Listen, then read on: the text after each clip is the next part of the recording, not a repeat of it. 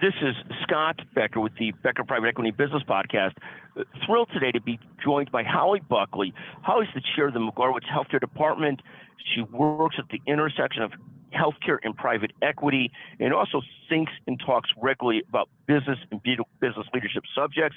The subject we're going to talk about today is hitting this balance between innovation and back to the basics, innovation and core efficiencies.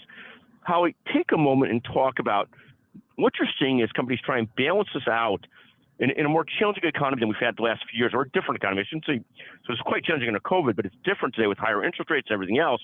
How do you see people trying to balance out this back to the basics efficiency effort versus this concept of innovation? Thanks, Scott, and thanks for having me on the podcast. And this conversation was inspired by a meeting I was at last week. We had women healthcare leaders from across the country discussing this topic.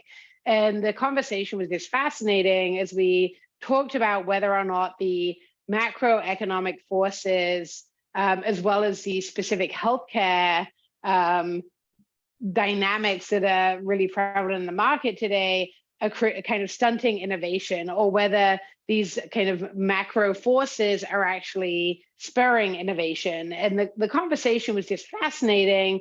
And the conclusions were really that the answer is both. They're both stunting innovation, in that it's very hard to focus on innovative, creative solutions and also take risks where there are pretty aggressive headwinds. But at the same time, if you don't innovate and you don't take some risks and you don't evolve, then it's going to be really, really difficult for a company to both survive and succeed and be profitable.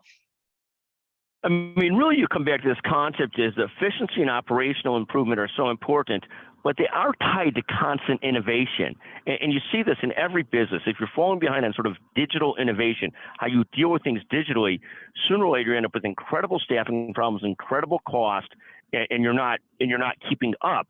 So literally to survive and thrive, I think companies do have this very hard challenge of both innovating and improving at the same time, and those are very tied together. It might mean you go a little bit slower on new product lines, but in terms of actually improving your own business, there's no way around constant adaptation and innovation and digitally improving it and technologically improving it, so you're not as reliant on some of the things that are causing so much staff problems and cost problems and so forth. There's no way around getting more efficient and making sure there's people issues as well. That's right. And you got great people to go with that. Yeah, so if you think about back to the basics and you think about it in the construct of let's say staffing, and you look at healthcare and the huge labor shortages as well as retirement cliff, and the labor shortages being both at the physician level as well as kind of all the various other positions in companies, whether they're administrative or clinical.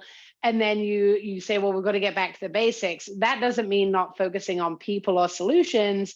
It means, how do we use IT to support workflows?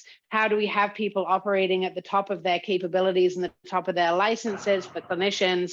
And how do we really optimize workflows and people? And so you're getting back to the basics in terms of focusing on those concepts, but you're innovating in terms of how you achieve the results. And so I think you can kind of synchronize the idea of focusing on the basics with also the idea of innovation and improvement.